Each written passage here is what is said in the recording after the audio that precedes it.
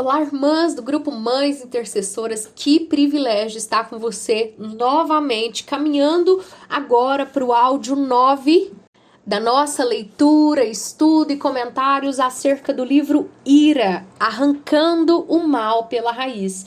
E o desejo do meu coração e oração continua sendo que o Senhor nos ajude e nos transforme nessa caminhada.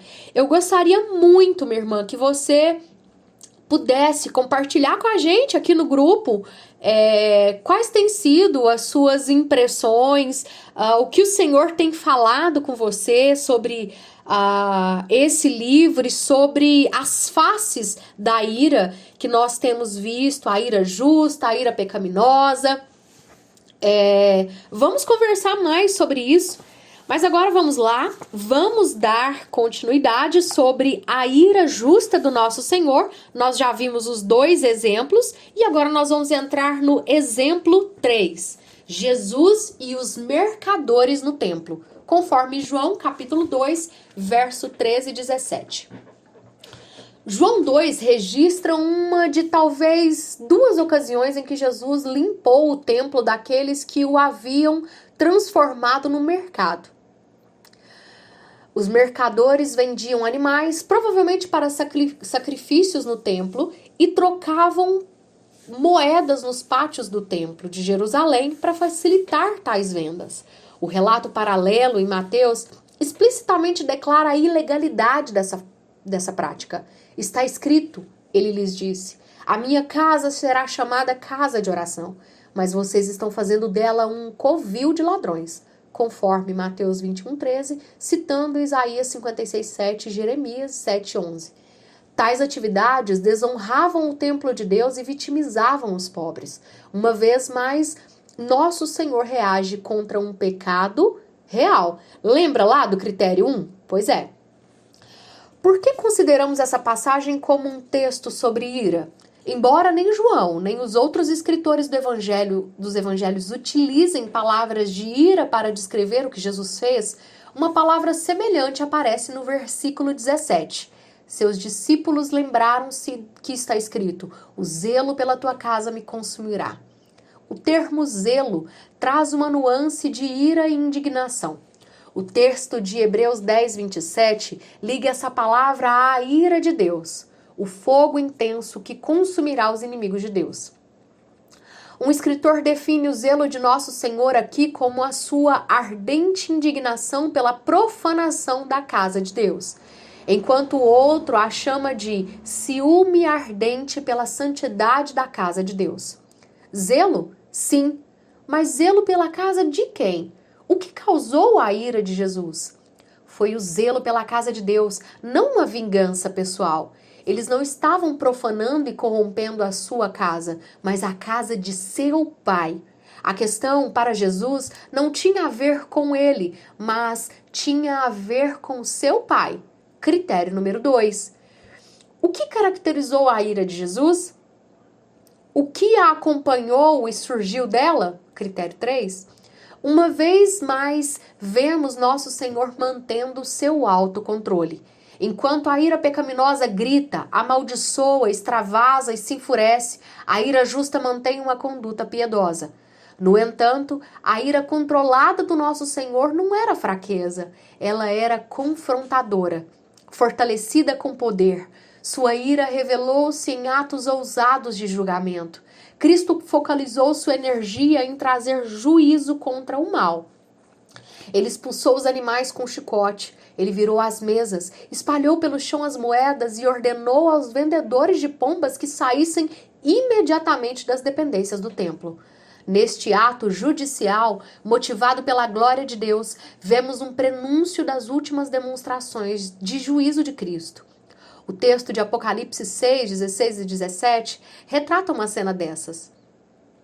Caiam sobre nós e escondam-nos da face daquele que está assentado no trono da ira do Cordeiro, pois chegou o grande dia da ira deles, e quem poderá suportar? Em resumo, a ira de Cristo trouxe à luz 3 critérios que servem para avaliar a justiça ou a injustiça de nossa ira. Reagiu contra o pecado real, critério 1, Focalizou em Deus e em seu reino, seus direitos e suas preocupações, e não nas do próprio Jesus.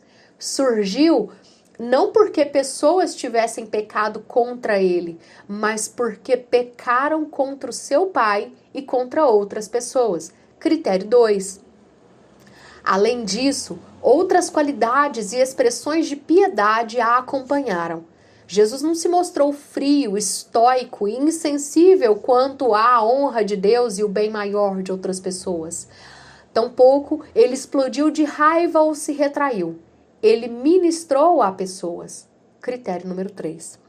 Mas o que dizer de ofensas pecaminosas cometidas pessoalmente contra ele? Como Jesus reagiu? Surpreendentemente não com ira. Pelo contrário, 1 de Pedro 2, 21 ao 23 descreve a reação de Jesus a severos maus tratos. Jesus entregou nas mãos do Pai, o justo juiz, tanto a si quanto os seus inimigos. Verso 23, conforme 4:19 e Romanos 12:19. Ele não se vingou, nem pecou com sua língua. Pelo contrário, ele fez o bem, orando por perdão para seus inimigos. Depois de abrir mão de seus direitos pessoais, ele estava livre para servir a seus inimigos sem ira. Ira justa em Saul e Jonatas. Nosso Senhor não é o único exemplo de ira humana justa. Mesmo pecadores caídos podem demonstrar ira santa. Consideremos 3 casos. Vamos aqui a um apêndice do autor. Como no caso do Nosso Senhor, outros relatos do Antigo Testamento poderiam ser citados. Considere, por exemplo, o comovente episódio de Finéias em Números 25, do 1 ao 18, ou de Moisés em Êxodo 32, mencionado no capítulo 1. Voltemos ao texto. Em 1 Samuel, capítulo 11, do verso 1 ao 6, Naás, o amonita, atacou a cidade israelita de Jabes de Gileade.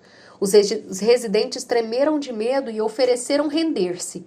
Saul ouviu o episódio e, como o versículo 6 registra, o Espírito Santo veio poderosamente sobre ele e produziu uma ira ardente.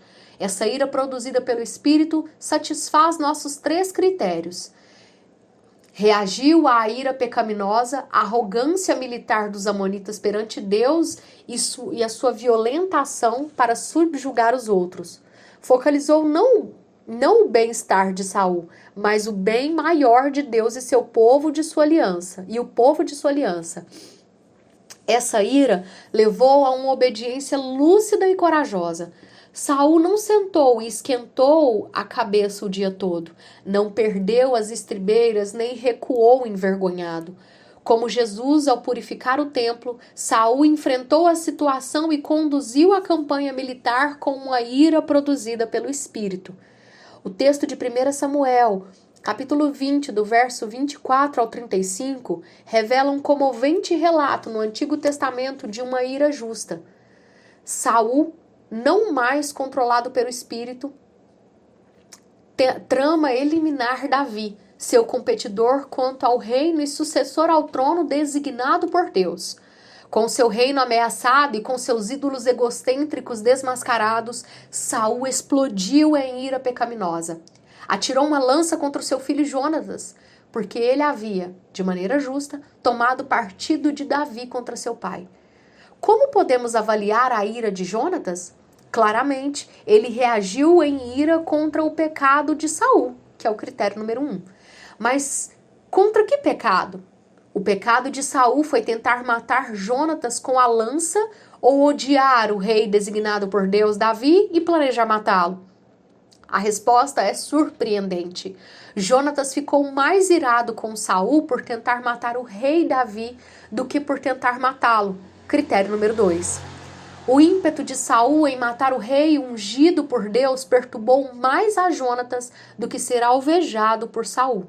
Além disso, essa ira levou Jonatas a tomar uma atitude justa e corajosa, encontrar-se com Davi e informá-lo do propósito de Saul. Critério número 3. E assim nós vamos concluir o áudio 9. Obrigado você que ficou até aqui.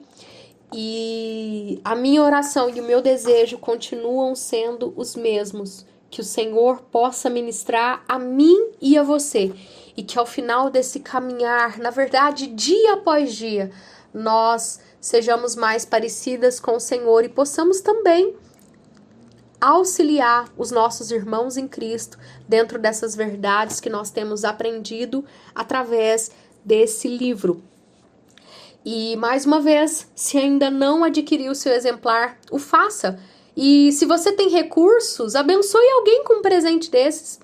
É muito bom receber um livro de presente. É um presente, é de fato um presente maravilhoso. Deus abençoe e até o próximo.